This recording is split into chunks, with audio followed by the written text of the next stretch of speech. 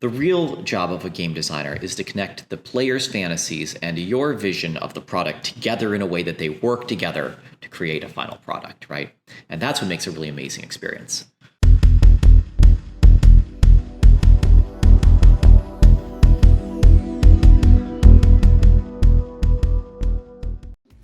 In this episode of Building the Metaverse with John Radoff, John sits down with Alexander Brazie. Alexander is a design director, combat mechanics, and system designer. He has 16 years of game combat and game system design experience on World of Warcraft, League of Legends, Ori and the Will of Wisps, and 2 unannounced AAA projects for major studios. Let's jump into this fireside chat. All right. Welcome, Alex, to Building the Metaverse. Welcome back, everybody who's tuning into this. This is going to be an awesome conversation today because Alex is someone I've gotten to know over the last year through some of the social audio platforms like Clubhouse, and really came to appreciate a lot of what you know about the industry and game design and creative leadership and everything in between. So I wanted to use this opportunity to bring you on and talk about game systems and business models and all the things that are happening with game systems today. But I actually wanted to start a little bit with how you got into the game industry and like, what was that first job? Oh man. Wow. That is a story. It was for a little game, right? It was for a little game. Okay. Well, I think we'll start with the little game and then my first visible game that anyone here has actually played. I lived a really fortunate upbringing, and I got to start working with computers back when I was 5 years old. And it was when my grandmother brought one of her IBM PS1s to home. And so I would sit there and learned all the little commands and stuff, right? Super young. And my father was one of the first programmers over at IBM on mainframes and all this old tech. So we had one around the house, was a few years older. And how I got into games was actually we had these magazines. It was called 321 Contact, science magazine. And the very last 6 pages was literally QBasic code. And you would type that QBasic code, or you'd play the little game. It would be like a mini game, or move the arrow back and forth and shoot the little spaceship in the sky. Anyways, one day my father was part of this pilot program for this thing called the internet. At that point, it was we were started by accessing through something called IBM Gopher, Gopher, and that was before HTTPS was a thing. Anyways, yeah, I remember. Fast forward, we'll say a little bit of a year into that. I was homeschooled by my parents for various reasons. And so I had a whole lot of free time and a whole lot of computer time. And I found this little web game. It was called Zelda Online. It was straight up. They stole the pixel art from Zelda 3 and then literally had this multiplayer space. It was like this free roaming space. We could walk around as Link, slash a sword, and attack a baddie. That was it. That was the whole experience. You could pick up some heart containers, pick up some swords and a bow. Anyways, and I was like, oh, this is so cool. What if I make my own custom art for this? Because they've clearly stolen all the art. They don't want to get in trouble. I got to help them get out of trouble. So I went in and repainted sprite palettes in Corel Photoshop, which is like Corel Photo Paint, which is like Photoshop, 2 decades ago. And I think they actually might still be around. It's ridiculous. Anyways, the story is wandering. Let me speed up a bit. Anyways, I actually then decided, well, if they have all of these Zelda heads all over the place, I bet if I put a Yoshi head in there, no one will blink an eye. Sure enough, they didn't. So I'd made a full set of skins that I called the Dinos, who were just straight up Yoshi pixel art, repatched on these characters. Anyways, then I sat down and I made like 15 little levels and said, here's a whole bunch of levels that are not steals, rips from Zelda. And they're like, cool, content, thank you. Stuck it in a tree. You would walk up to a tree. If you walk to a certain spot in the tree, it would open up and you'd go into the Yoshi home or the Dino home where all these Yoshis were running around. And so a couple of months go by and they reach out to me and like, hi, we're going to be making a new version of our game. The game was, we're going to be calling it Graal Online, as in the Holy Grail Online. And we want to invite you to make content for us. And I'm like, oh, content. Okay, wow, that sounds amazing. What do you want me to do? They're like, we'll make levels and stuff. Like, okay, I can do that. Keep in mind, I'm like 13 years old at the time. And the way I get this message is through an email. And they're like, yeah, okay, awesome. We're going to start a new project, new people. And how old are you, by the way? And I'm like, I'm 24. I just finished college. And they're like, perfect. All right, here's an NDA. Here you go. But because I had, literally been learning C++ for, oh my God, probably 3 years at that point, had been on a ton in JavaScript, learned art and all of these different tools. By the time I was 14, no one could distinguish between me and like a crappy college student. So all the communication right then was non-video. It was all IRC chat rooms. It was all text-based. So aside from me being a little emotionally irresponsible, it was fun. I spent 3 years on that project, and then it finally crashed and burned under its own weight. Though Growl Online is still running, the business model worked and so on.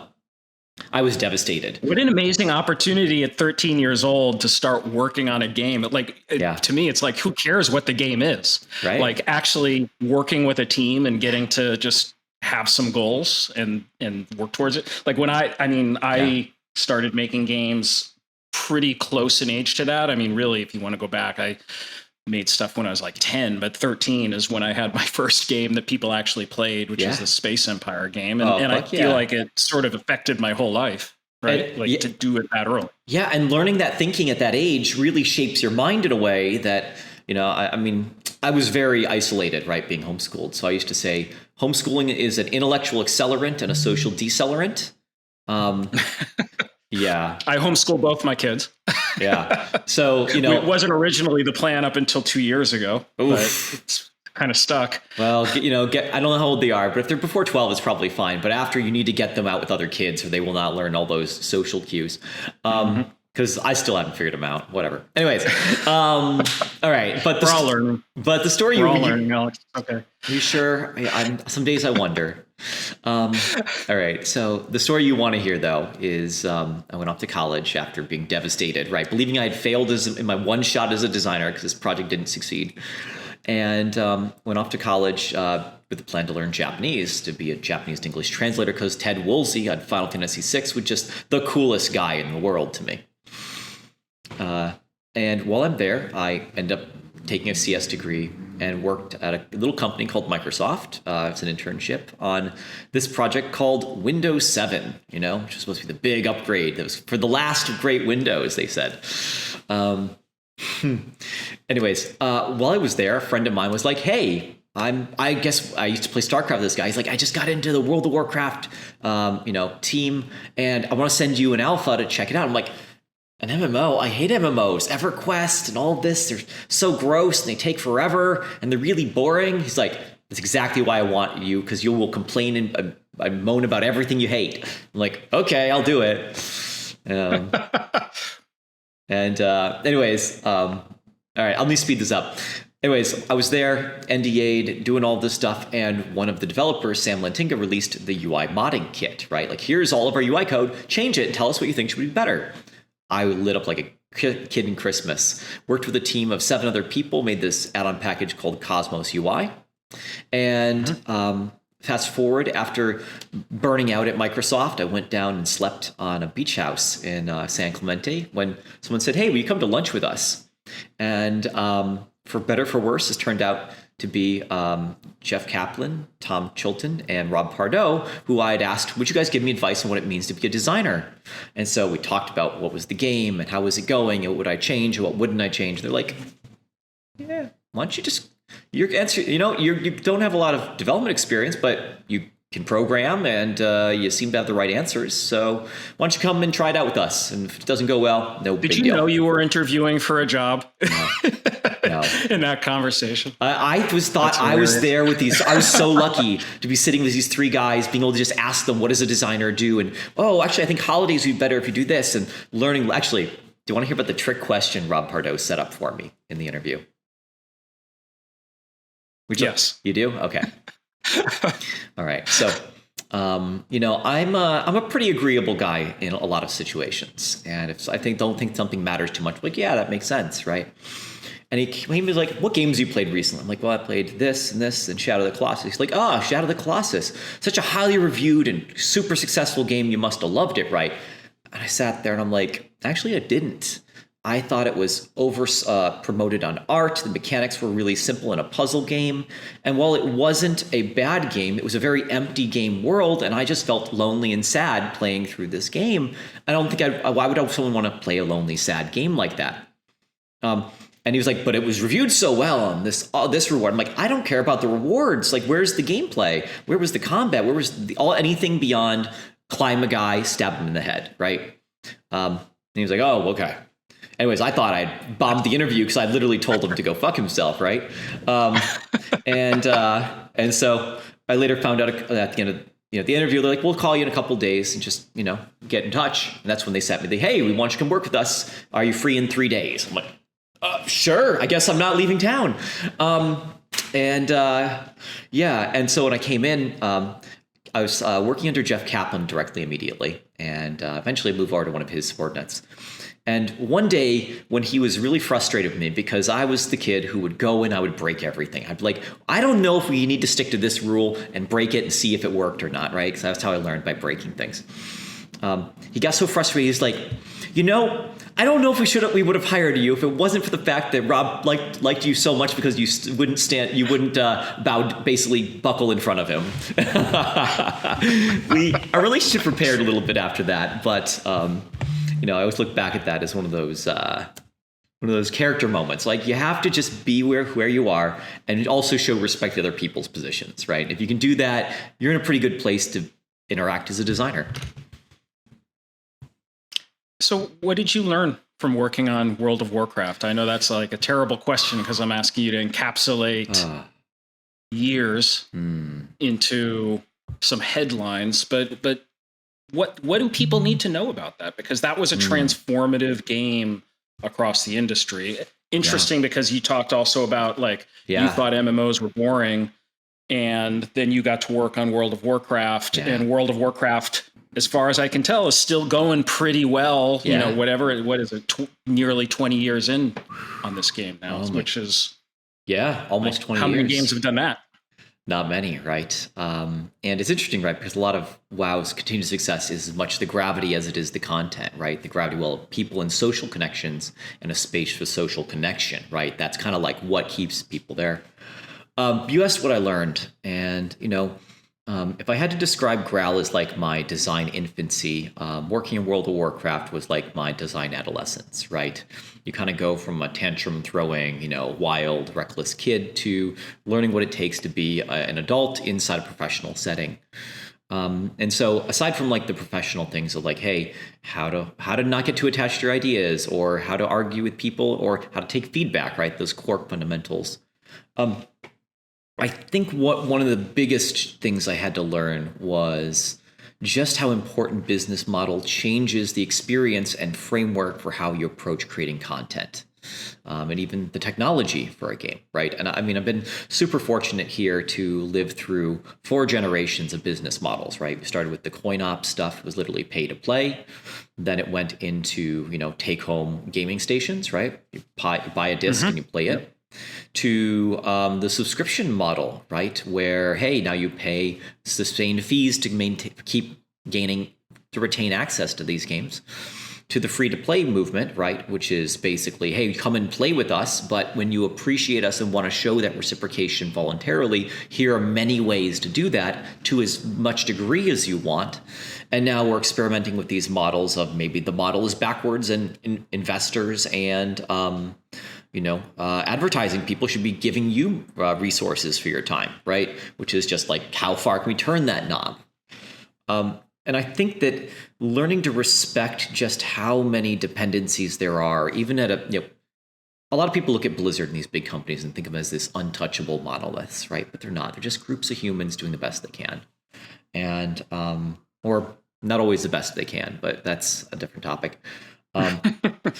But the thing I had to understand was that, hey, the importance of not doing everything you can on every single patch and instead pacing out your growth and opportunities, because you're going to have a sustained business model, which means the next patch, the next content needs to be able to, be 10%, 5% better. And if you keep that steady progression up, the content will be feeling better and you'll be 200% better experience-wise after 3, 4, 5 years.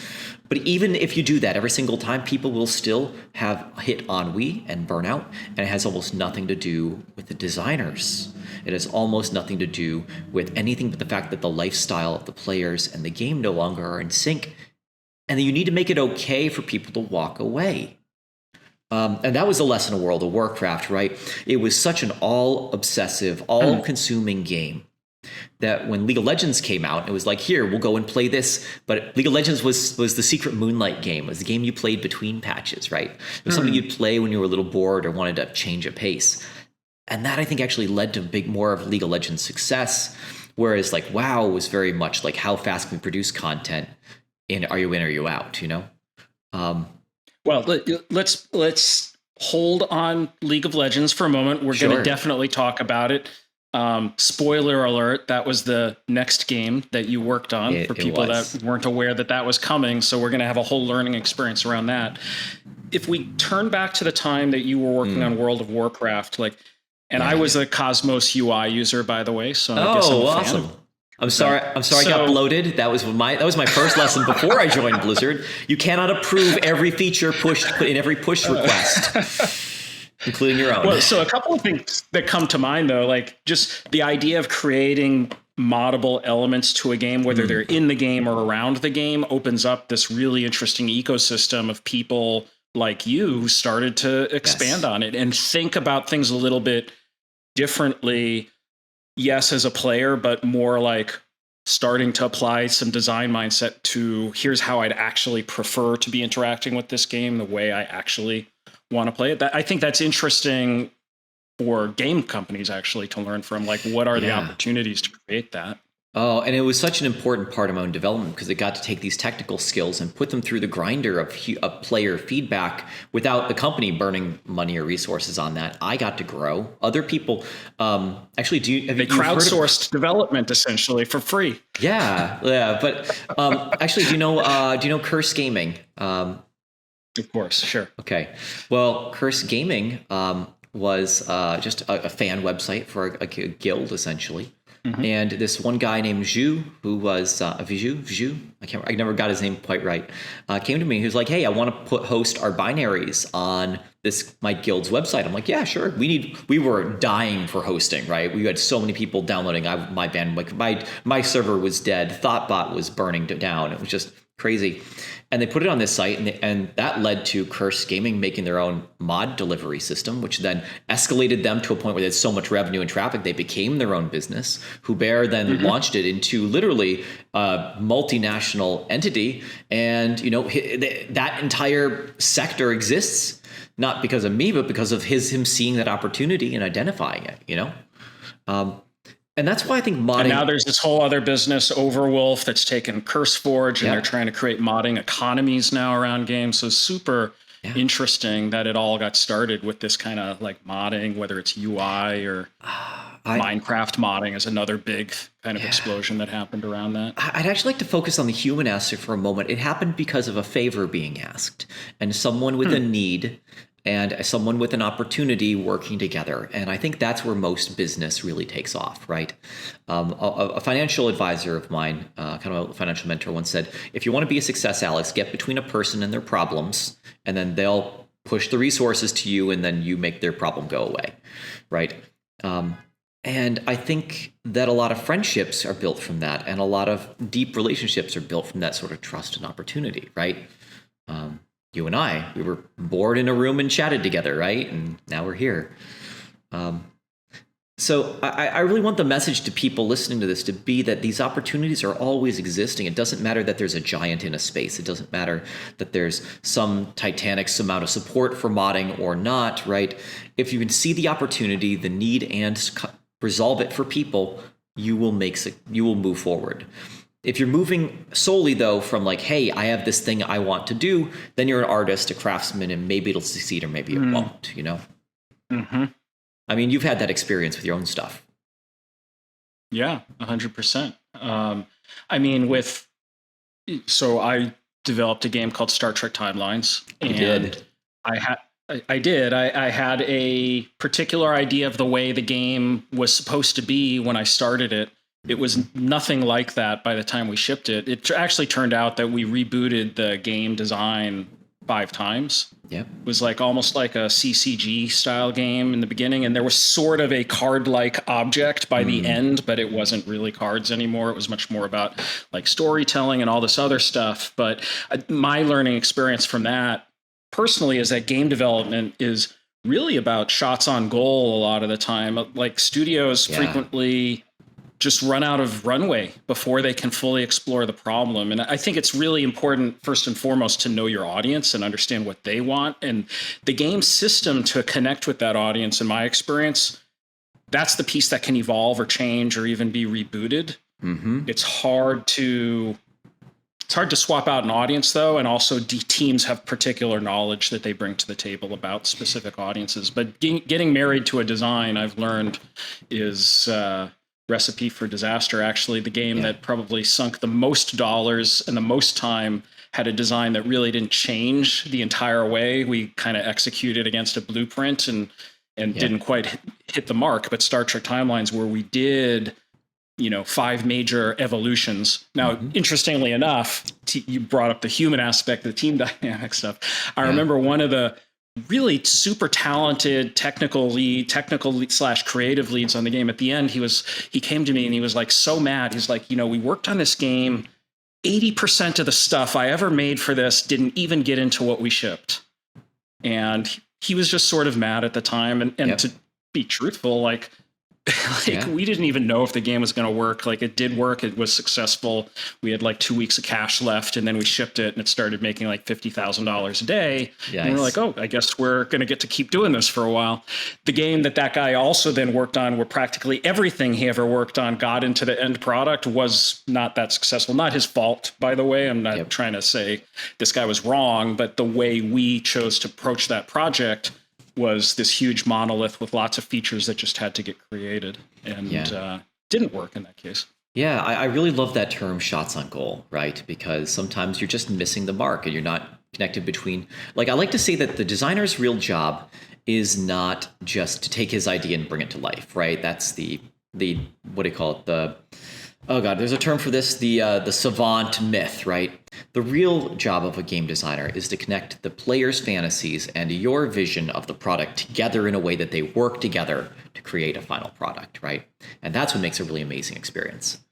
I definitely think that there's a balance between, leaning into the places where you need to just figure out a space, and they just don't do it, right? They get scared. They lean into what's comfortable. I deal with creative directors who do this all the time.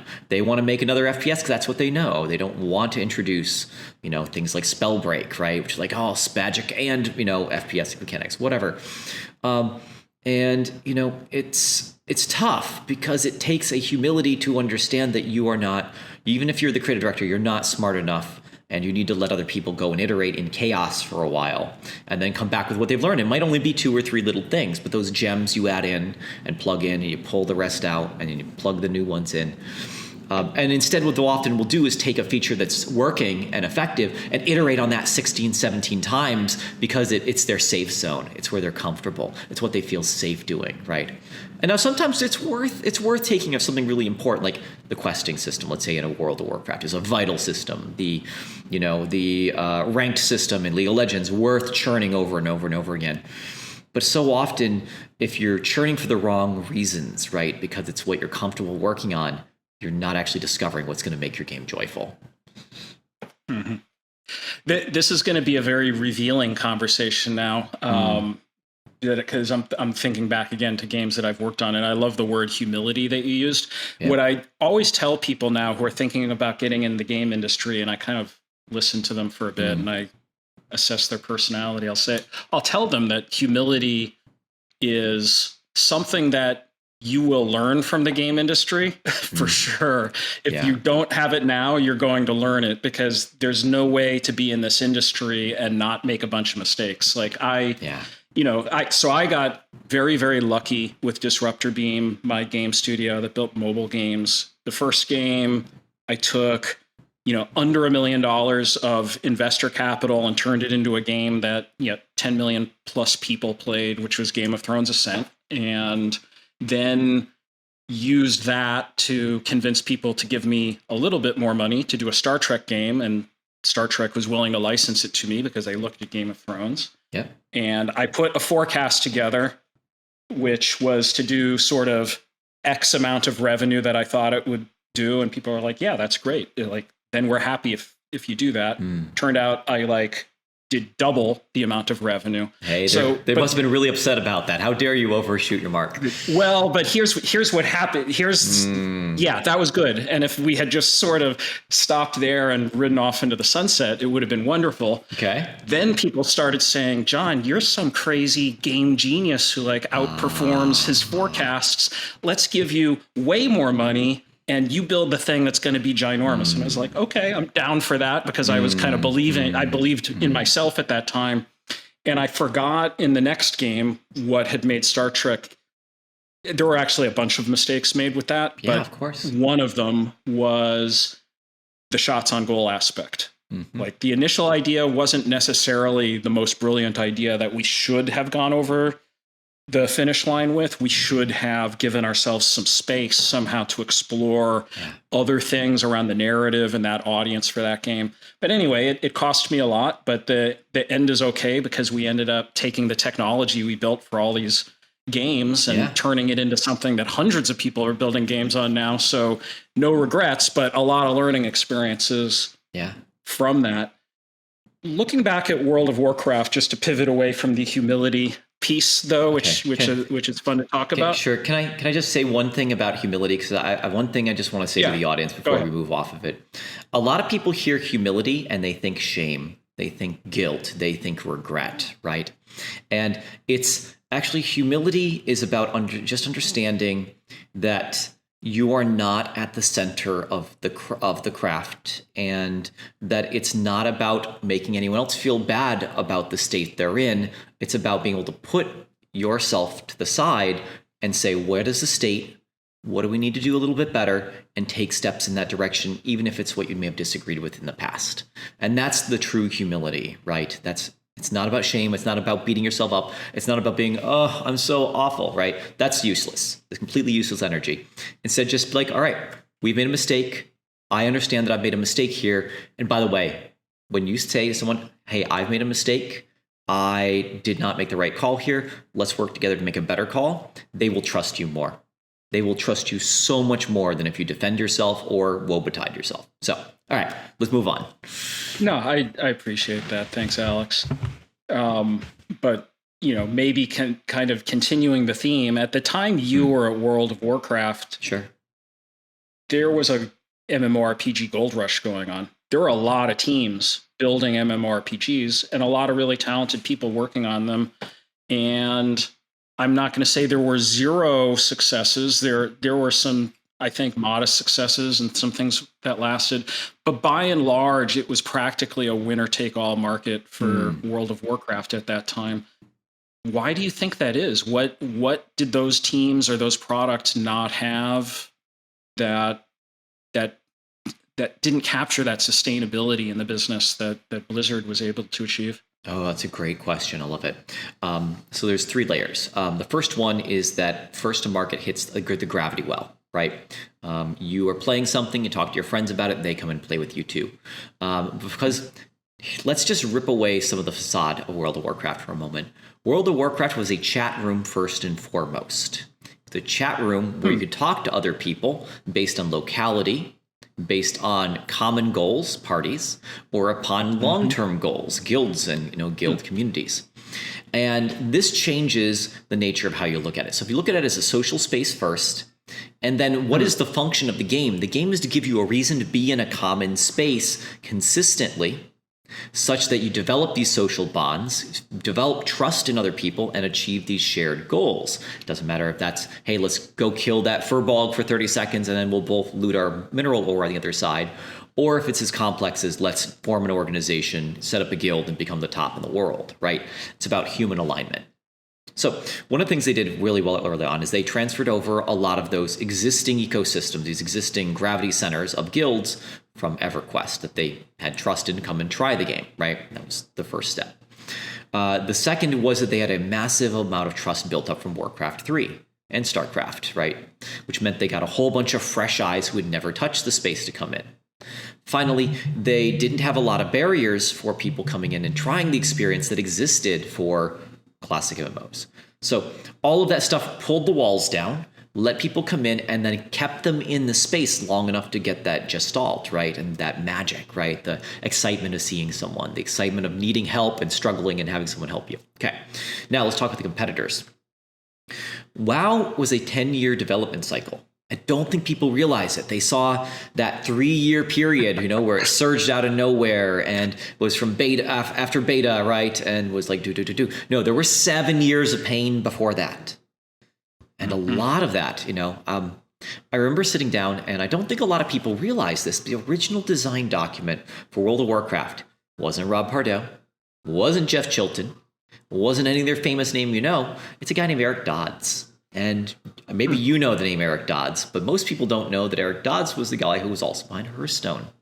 And Eric is one of those guys who would sit down, compile problems and simple solutions and a few fantasy sparking ideas and let that sit, right? And I went through and I read through his doc, and 80% of what he'd put there was actually in the game because it was about a combination of feeling, of purpose, of, hey, core questing, of collecting resources and crafting, and not this doc it was probably a good 20, 30 pages, but it was this document of, hey, what are you supposed to be doing? Not how are you going to deliver it? Not what is every single detail meant to be.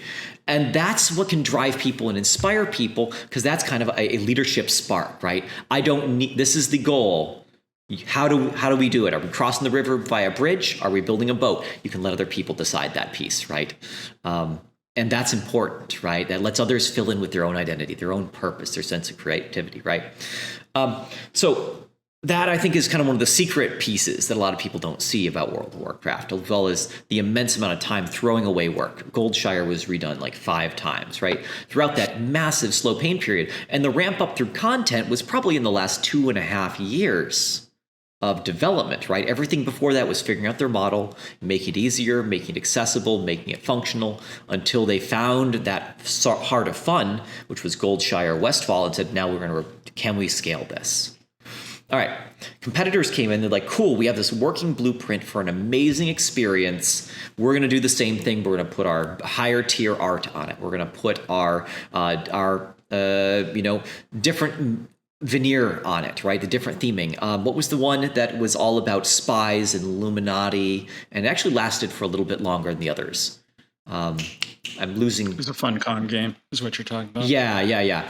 And then there was like the Conan, right? We're going to take a big famous name and put it on top of the label. Make it R-rated.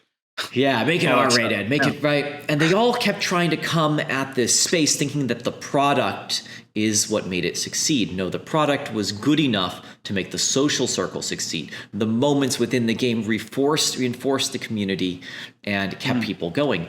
So instead, what people would do is they do the night day thing. Oh, a new one came out. We'll go and play it together, eat up all the content, which was made in 2, 3, maybe even 4 years. They just couldn't compete with the content that was made by a team that had this trust built up, this community locked into it, and was continuously pushing forward on top of what, I'm going to be honest, guys, I have seen the source code for World of Warcraft. I have worked in the editor. The original WoW edit was a rickety, amazingly thrown together piece of, I don't even want to say crap, because that's almost a insult to that. But like they've spent years overhauling that, right? It was written in MFC or something like that originally. It was like web tools, like Windows web tools. Like it was so unportable. It could only work inside the building. It could only work if you were directly plugged into the database that everyone else was at the same time, right? It was completely unscalable, completely unsustainable, and people just put blood, sweat, and tears into working around. Okay, to place one NPC in the game, which was my job for a very large portion of my second year in World of Warcraft, you had to click to open the region. to click which spawning group. You had to then click to make a table of enemies. You had to then assign the character type. You then had to set the spawn timer, and then you clicked 1 point into the world. Then you repeated this every single time. It was about a minute to place one entity in the world. All right. In Burning Crusade, which was the middle of my second year, someone came in and said, what if we gave you the ability to copy and paste? All of a sudden it was like 5-10 seconds to make entities, and it sounds silly to describe that something as functional as copy and paste didn't exist in year one, but it didn't. And so I can't imagine that if they had 7 years of work building up what was functional technology, servers, and so on, that anyone else was in a better state, right? Even if you poached a couple of engineers, there's simply time and energy to building up tools and technology to make it possible to make content at a certain velocity. So no one won on content. No one else kept up with content, let alone beat them at content. Even if the quality of content, like Conan's starter experience was devastatingly better than any starting experience in World of Warcraft, just period. It had a voiceover and elegant cinematics and cutscenes, right? But it didn't have the heart and it didn't have the legs.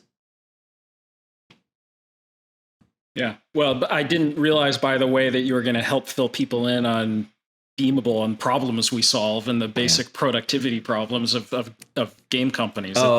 That's what we do Okay. over here at Beamable is to give those other competitors a shot at having caught up by not getting them mired in that stuff. Okay. But you can send my paycheck to.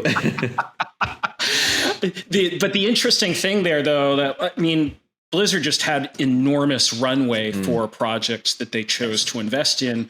So in some ways, that you had the luxury of not having super amazing tooling, because if it took a long time, you also had a lot of runway, even though I'm sure that it was super frustrating.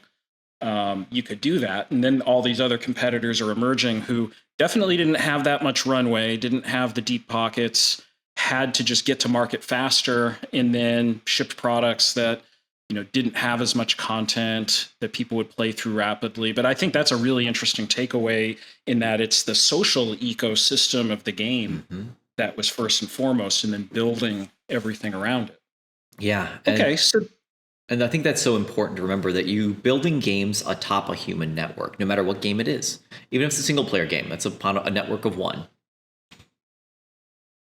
So then people started spending time on another game, League of Legends. Presumably some of them were playing Dota or something before that. Yeah, like Dota, Aeon of Legends, a few others. Oh, man. Okay, you want the League story now. So how'd that happen? Oh, man. Okay, so I told you about this guy I worked with. His name was Tom Cadwell, and we played StarCraft together when I was 13 years old, and he was at MIT. And so when I applied to MIT, I was like, Tom, help me learn how to apply to make applications at places. And he actually was working on an indie game a couple of years later. And so when he did that, I actually was trying to mod his own indie game before it had actually launched, to see how scalable their tools were. Anyways, the game was called Strife Shadow. And it was really great multiplayer. It had no single player and utterly bombed, because the market for RTS was single player audience. But we built a lot of trust through that communication. So he invited me to the World of Warcraft Alpha, and then bailed on Blizzard to go get his MBA, because he wanted to move up in the world. He didn't want to be a line designer, right? And at some point, these guys at this investment firm he was working at reached out to him and were like, hey, we heard you used to be at Blizzard. Would you mind consulting on this title that, my friends want to go work on? And he was like, sure.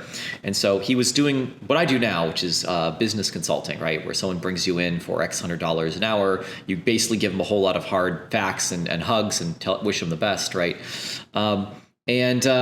He was looking at this game and he was like, oh, execution is super crufty, but they're listening. Like, that's the big thing when you're a consultant. Does the team listen to you?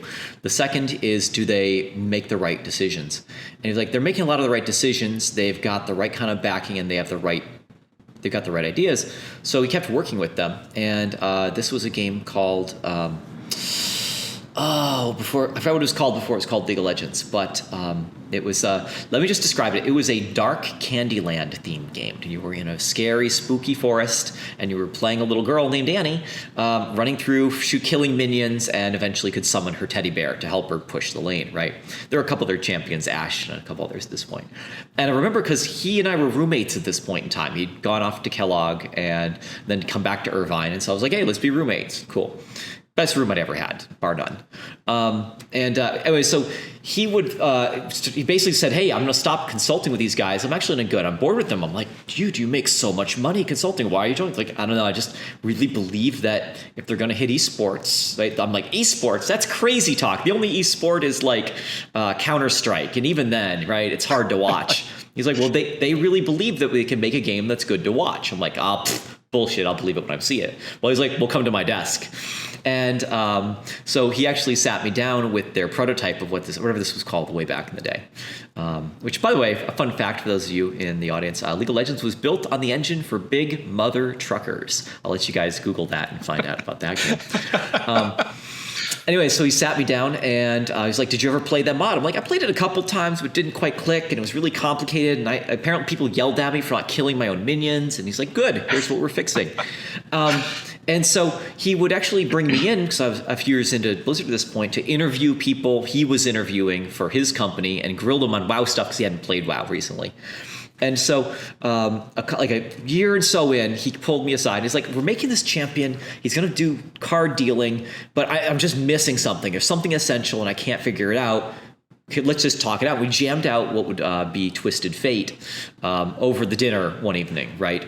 And I was like, hey, what if you had actually the numbers from ace to 1 or ace to king, and it would change the effect for what happens when they dealt? And he's like, oh, well, that's cool, but let me give it to one of my guys. I think it was Stephen DeRose, and have him simplify it. And then it became, single target, mono regen, AoE pulse, or stun. And I'm like, that's great, right?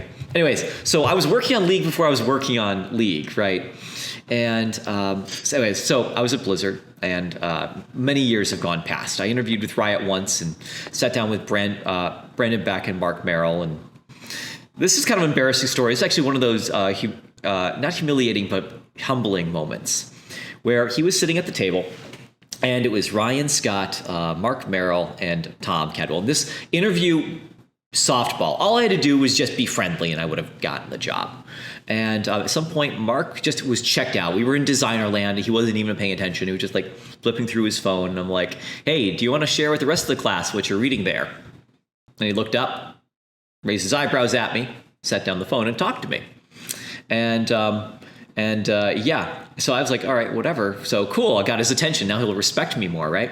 Well, after that, he went to Tom. He was like, what the fuck?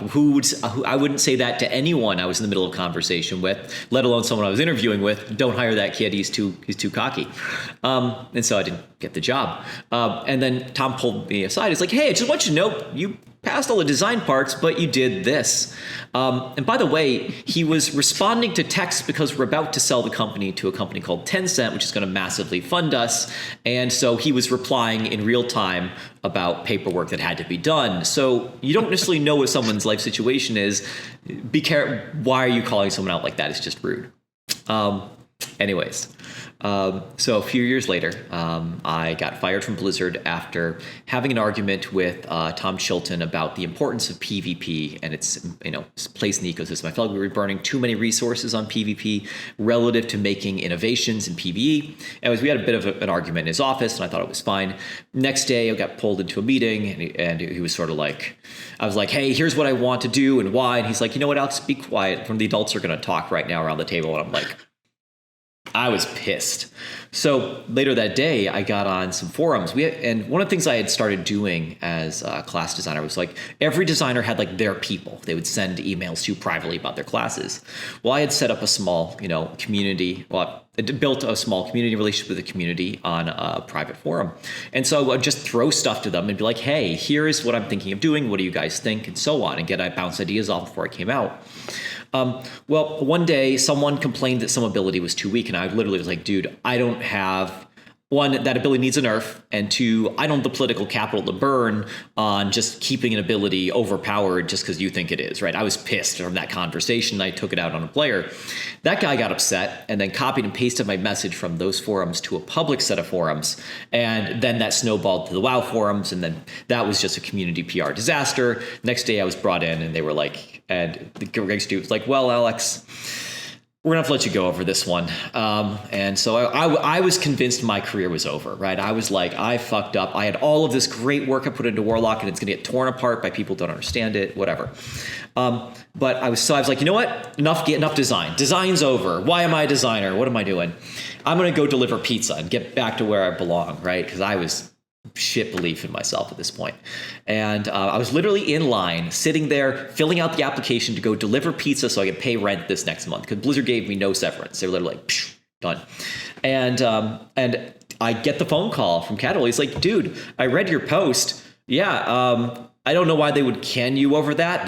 But I want you writing that sort of shit to our players and calling them out on our forums. Will you come and do that with me? I'm like, sure. And so I went in, I interviewed with Mark again. He's like, so if you learned your lesson at least a little bit, I'm like, a little bit, but I'm not all the way there yet. He's like, okay, well, we're going to help you get the rest of the way there. And the guy named Chris Tom and a whole bunch of others helped me with public communications and stuff like that. But, and then I ended up on League of Legends, which was, frankly, one of the best teams I worked with in development history. Just great people, thoroughly passionate. And I got to learn so much going from like, hey, how do we build games when we have this constant flow of money and it's just build content, to instead, how do we craft content that's uniquely targeted at experiences for different types of players? How do you, right? Like one of the things on Warcraft, like you didn't work on a class unless you were passionately into it or close enough to it that, you could do work on it and be trusted by those people who were so intensely covetous of that character.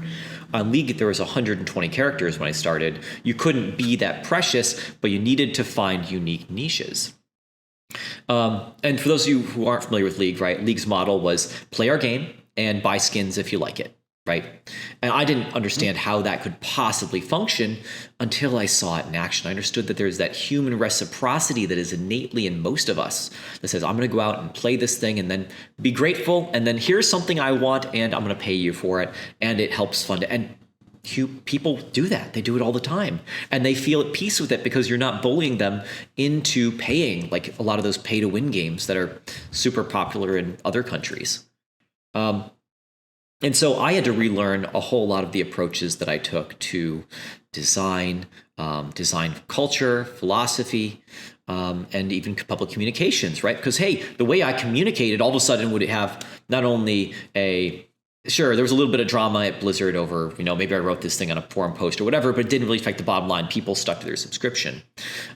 With with League of Legends, right, you share something and people might lose faith in the entire development team.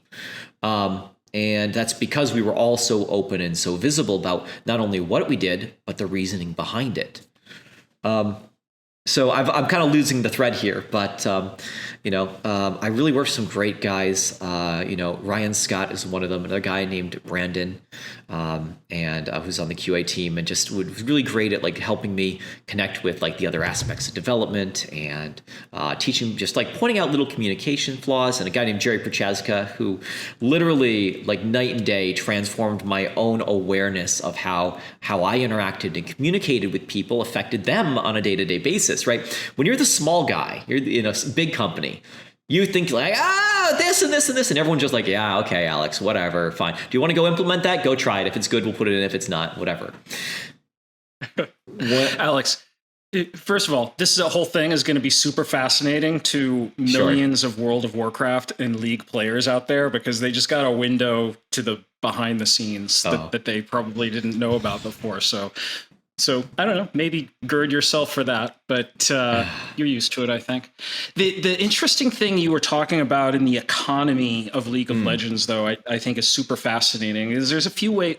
Here's how I think of some of these economic factors, and I'm going to just give my view of it, which is not informed by your much greater experience actually working on the game. But like, there's the time economy of League of Legends, which sort of could fit around something that was an obsessive hobby like World of Warcraft, but you could opt into being that obsessive with League as well if you wanted to. And of course, some people did and became super competitive esports players. The other aspect of the economy is like, what are those things that you buy in the economy? And today, when we look at a lot of the free-to-play games, the real emphasis is on the quote-unquote utility of the object, right? So in my mind, there's a couple of really big forces that help a player determine what they're willing to pay for it. One is utility.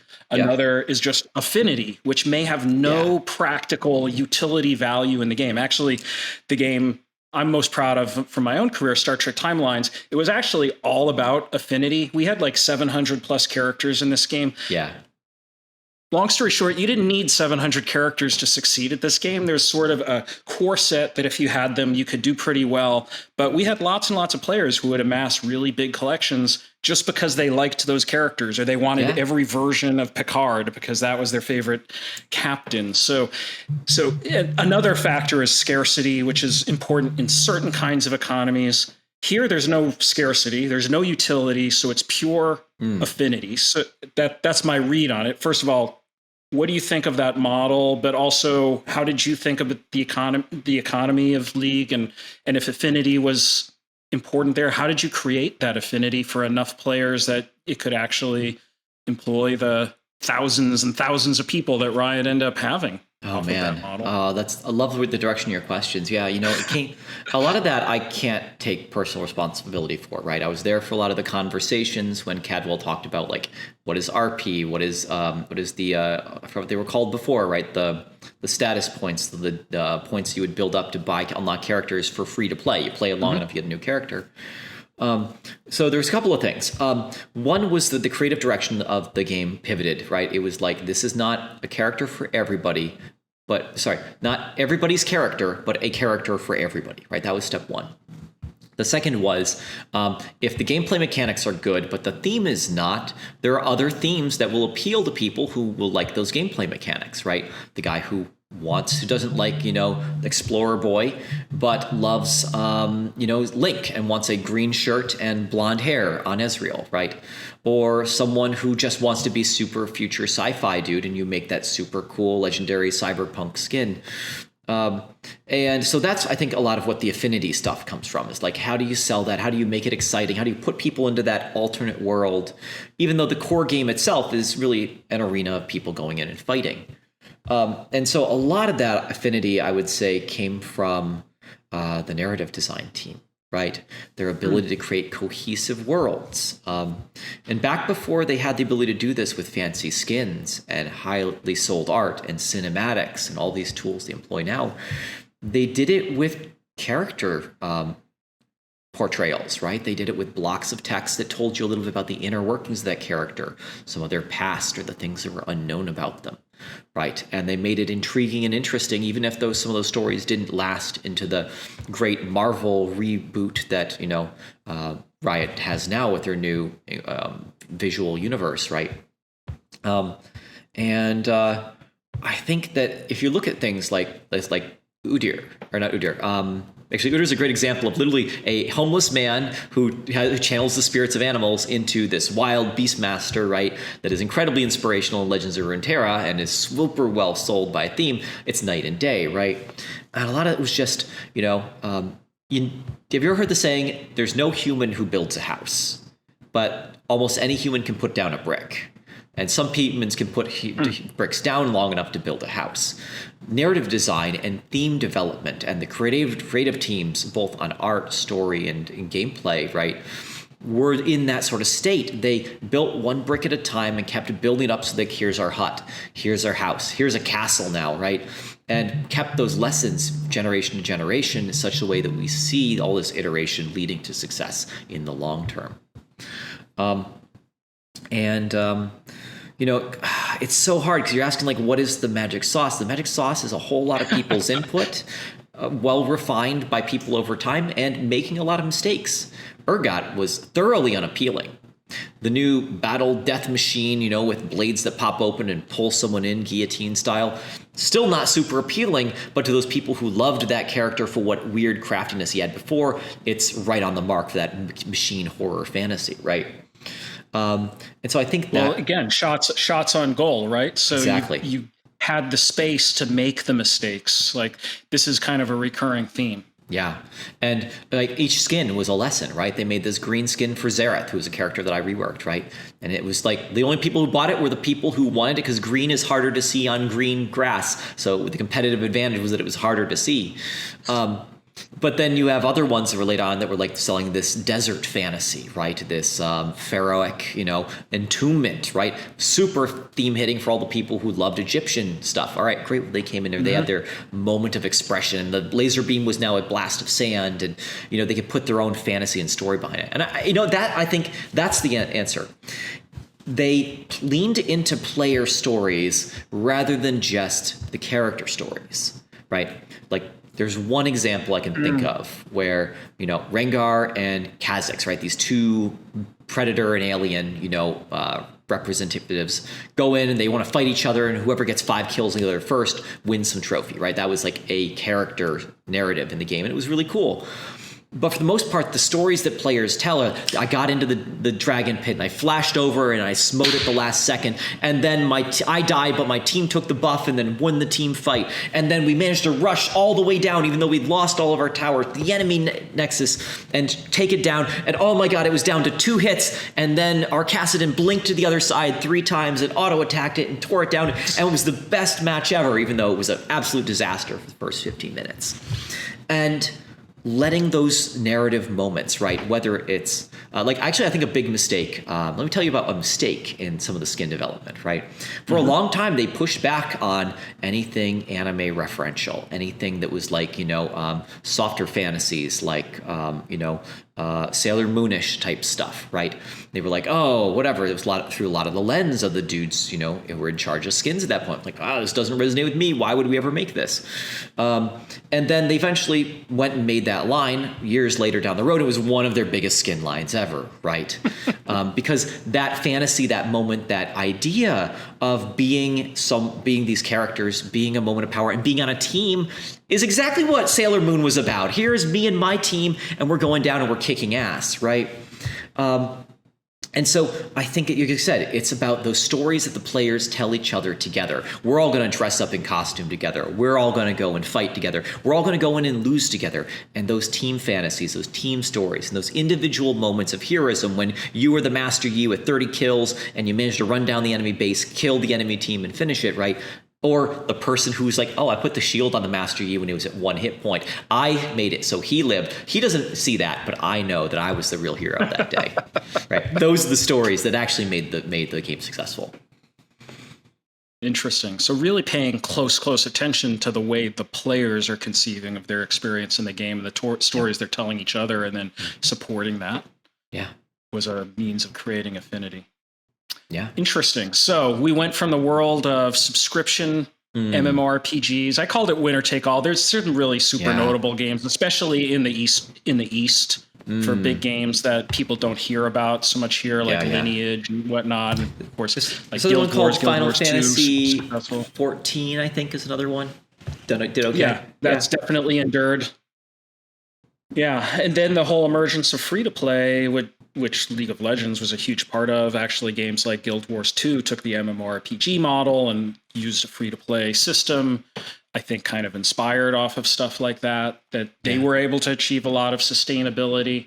But now we're going into this whole era of all kinds of new business models, some of which are super controversial. I even hesitate to say them because people suddenly tune out and they press the stop button at this moment. And we're not here to talk about it per se, but like, these more blockchain-based mechanisms where people are going to quote-unquote own an asset, and maybe there's even these concepts around interoperability, and games are going to work with each other. That's like one whole chunk that you can definitely find a lot of emotion around, whether that's good or bad for any number of reasons. Then you've got like the subscription arcade format is another whole one, which I think is super interesting. Yeah, and that's one we dealt with on Ori, right? Ori 2, the team had to basically grapple with the fact that the game was both going to be released as a single purchase product and also be released on the Xbox Game Pass, right? And the How do you balance that? That's hard, right? And a lot of that, that was a tough call for Gennady and Thomas, just straight up, right? Because when I don't know how much I can say, but basically when the money was running out on Ori 2, right, it was like, well, we'll give you more, but it's going on Game Pass, right? Maybe the negotiations went differently than that, but that's what it felt like, right? As a person who wasn't in the room. We've got a solution for you. Yeah, we got a solution for you. You guys are going to get the runway. You need to wrap it up, but here's the price. And again, maybe that's not even fair, right? I wasn't in the room. So, but that led to a lot of consternation, right? Especially for a team who's like, hey, their investment, the revenue, as an indie team, a lot of your payment isn't just the salary. You often get really poor salaries as an indie team based on the fact that you've got a stake in the final product, right? So that was a lot of concerns. And did it change our game model? Did we have to change what content was available? Did we have to limit certain areas to be like, you get the game, but then you have to DLC it? It was a big controversial discussion at one point. Would we lock away certain zones? The answer we decided was no, we're just going to make the product. We're going to stick to the box product and just, trust in the process here. What was interesting was actually the numbers in the end, right? And it turned out that while the majority of the money came from, sure enough, the box sales, right? The Game Pass got most of the people who came in and took a look at the game. And it brought in people who would never have sat down and thrown the $20 on the table to just straight up buy a side-scrolling platformer, right? And so we ended up building in a new audience and a new series of people who had trust in the company, the platform, and the product, right? And that's a big deal when you look at a company not as a single product. Like Ori 1 was a single product, right? It was like, here we go, boom, this is make it or break it. But now, okay, if we're going to do many games, what does that mean for the organization? And things that build trust and intrigue people are really important when you have more ideas down the road, right? So it's interesting, right? Because that also leads into how do developers in that situation get compensated? Do they need to charge more? Do they have to have better salaries because they know that backend might not exist? Or is it something, for example, there was a lot of a push at some point, like putting in DLC for a game like Ori, right? Didn't quite make sense at the end of the day, but it makes sense that if you have, sure, you can play the core game. Here's the core package, but you can unlock additional content if you like this game from the developers, is kind of a natural progression, I think, from that semi-subscription model, right? Like, here's the core game. It's not free to play, but it might as well be free to play. And here's something if you want to give back to the developers. And I think we'll see more of that as these subscription models kick in. But then the knob starts to get even more screwy, right? As we then turn the dial past free and start asking, can people get paid for playing games? And I remember this, it goes back as far as Castle Doctrine. Do you remember Castle Doctrine? Tell me about Castle Doctrine. Okay, so Castle Doctrine I'm not sure what you're talking about.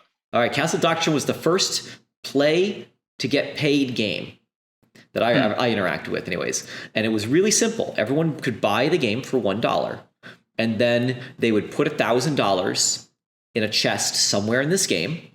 And if you went in and you opened the chest, you would get the $1,000. But in order to keep it, you had to protect it. And so the game that was basically, you built a little house with traps and puzzles, and you had to be like Mario Maker, go in and beat your own traps to prove there was a solution, and then put however much money you wanted to put in your safe into your safe.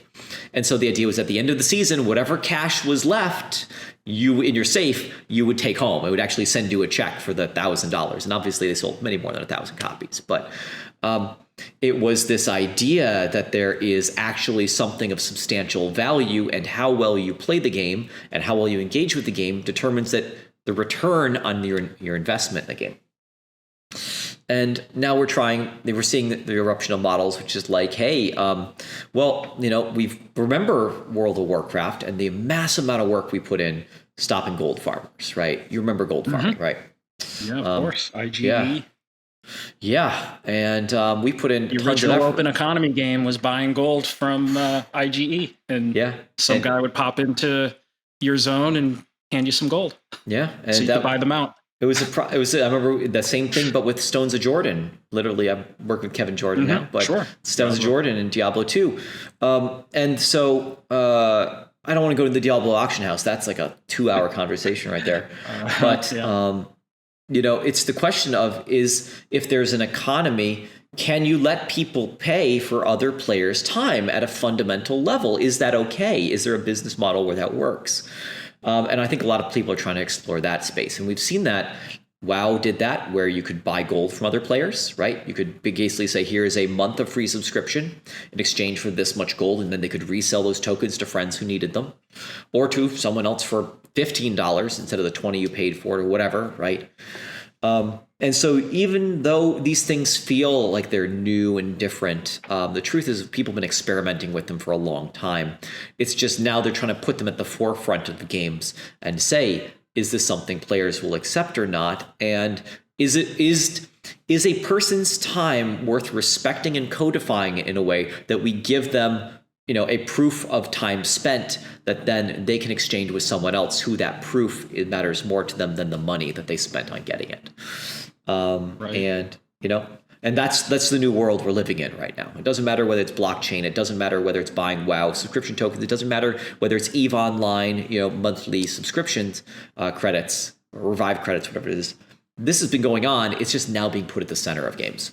So now we're looking at the question of, hey, is a person's time actually worth more than the money spent to, run the service that they're on? And if that's true, then maybe there's some way of showing respect for that, or at least recognizing it in a way that you can, if someone goes in and they do a really hard task on an MMO, right, and they farm up like logs or trees or resources, or is there any reason they can't exchange that with someone else for real money, right? That's real money trading. And I think that for Western audiences, that is smacked really hard because we've had this long experience of people with a lot of money just flaunting power over you, right? And I think we're trying to see does that hold up in the digital space or not, or does it not? Actually, are there ways of limiting that? Like maybe you can make some purchases, but not too many purchases in a space, and just respect the fact that, hey, a son can sit and play the game all summer by himself, and dad wants to be able to sit down, play with his son at the same level in the same space and spend time together with his son, and is happy to spend $20, $30, right, to level a character or get gear or whatever, so that he can be playing and being part of that journey with his kid throughout a game experience. And I think that's a valid question, even if this can be taken to extreme, and dangerous positions. That now we're in the question of, is play to earn tokens, money, gold, whatever, a valid economic model? And frankly, I don't know, right? It might pan out. It might hit a dud. It might actually be unsustainable. But I don't think we're going to be getting in a world where not recognizing the disparity of free time between the people who want to just be in these social spaces, playing with their kids, playing with other people, and feeling like they're part of the community is actually more important than the work they did to get, this specific item or this specific character. And yeah, that's where I'm really curious to see where things evolve next. Now, the whole thing about, creating content, I think that's going to be the next big interesting spike. Can there be an incentive model for user-generated content that encourages quality, that encourages people to make really awesome experiences and present those experiences to audiences, right? And then you're in the Roblox space, right, where people are making games or mini games. People want to go in and spend their 10-cent token to play a Roblox game, and they have a great time doing it. That's great. And then all of these people who were these small-time creators or didn't have development degrees or didn't have the opportunity to build a mega budget game can go through, make a Roblox level, and then suddenly be able to pay their bills while making Roblox levels or pay for college, right? To me, that's super exciting and super inspiring. And as someone whose literal career exists because he got lucky that the mod he made was seen by someone and given visibility, I want others to be able to take that journey too. And so I really love the potential for user-generated content to really take off. Mm-hmm. Yeah, well, if I zoom back the camera lens on this definition of play to earn, like right now it has a very specific meaning. It's these blockchain games with some kind of, either you power level a character and resell it later, and there's speculative markets around it, or there's some kind of yield farming piece to it. it's that to me though is a very narrow definition of what play to earn even should be, because play to earn actually should include esports and all the people who do live streaming of gameplay and are earning money showing how they play. Like these are people literally, earning from their play. And then if you expand it to the stuff you were just talked about, it's sort of this interesting blending of like who's a designer, who's a creator of the game versus who's a player and what do they contribute. So are they contributing stories and content and levels and models? I think as these tools get more and more accessible to people, Roblox is an example of that, but Roblox is sort of just the biggest current example of that. There's going to be a lot of other opportunities to build off of games, to expand the ecosystem of games. And is that play to earn? Is that play to create? Like, I don't know what the terms are going to be, but I guess the thing I always try to urge people is to approach this stuff with that word we were using earlier, a little bit of humility, because it's very easy to look at certain games and the communities of those games and say, well, that game's not for me. And by the way, I don't want that to be what the whole world of gaming is like. First of all, this is a pretty big industry. No one game is going to take off like wildfire and define literally the whole industry of gameplay. There's going to be a lot of different, there's going to be a lot of business models. Yeah, there. What was that? Ready Player One. What was that novel, The Oasis? Yeah, like the Oasis is never going to happen, right? There is no universal Oasis, right, that is going to eat everything. But there are going to be your customized, interesting experiences where different people want to engage with. Yeah, I mean, my message that I want to share with people is like, I know people that are working in some of these newer business models. A lot of these people are some of the smartest people I've ever met my whole life. And I wouldn't say that they're building things to be clones of, let's say, an existing anything in the market. And they're really looking to figure out what are the ways we bring creativity into it? How are the ways to adapt this business model to something that actually encourages a different kind of gameplay, which is interesting. I don't know what form it's going to take, and no one can predict the winners here, but I just think everybody should approach this with curiosity and humility and not assume that we know what all players in the world want, or that, what game designs are even going to be good. Like, you got to go do the experiment. You have to try things. Yeah. Yeah. And that's why I think tooling is so incredibly important, right? I actually look at VR right now as an example of where, for whatever reason, the incentives are misaligned right now, right? We've got, basically what we used to be called Pacific Bay, right? Which is now Oculus, right? Which has some of the best visuals. We've got, Valve, which has some of the best content. And we've got another company which has some of the best peripherals, right? But you need to bring all three pieces of the Triforce, content, presentation, and haptics, right, together for VR to ever actually take off, until we have an incentive alignment model that says, hey, it doesn't matter where these pieces come from. We don't care who invents the Xbox 360 controller of the next generation, which shaped every controller after it, right? Or even the Super Nintendo controller, whatever. You get it. The point is, until we have that, we don't have that common groundwork, that common framework to build the next generation of games on. And so that's what a lot of the things we're seeing all over the place, whether it's metaverse, whether it's VR, whether it's AR, is people just trying to push the boundaries on each of these things in one little way and discover one little gem that they can bring back together to create what will eventually be one of these really impressive, solid, and stable platforms for everyone to begin using. So let's let people innovate, right? Let's let them push the frontiers and try things.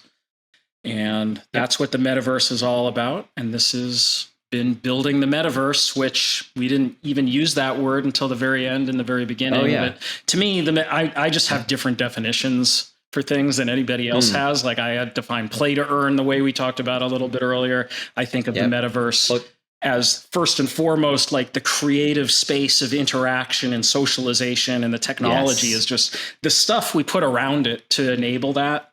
But the metaverse has been with us, and we're continuing to build it. And Alex, I'm so grateful for you spending all this time with us to talk about the journey through World of Warcraft and League of Legends to the games that you're working on now and these new models.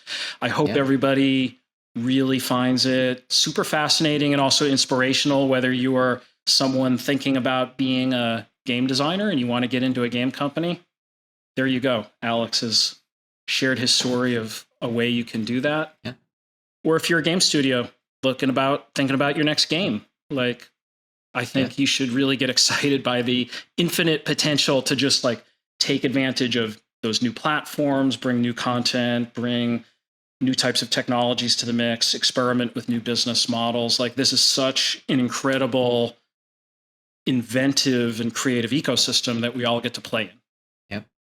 Yeah, I use the term, we're in this era of creative chaos right now, right? We've got these pieces of order that are the AAAs and these other foundational platforms for Steam and all this we're building that we are used to being around. But there's this just sea of opportunity and possibility, but it requires people to be able to take risks and try things and do things that others wouldn't have imagined before and make mistakes and discover little bits of things at a time. And if that's the thing that appeals to you, if you lean into uncertainty and revel in it, lean into that space. If not, that's okay too.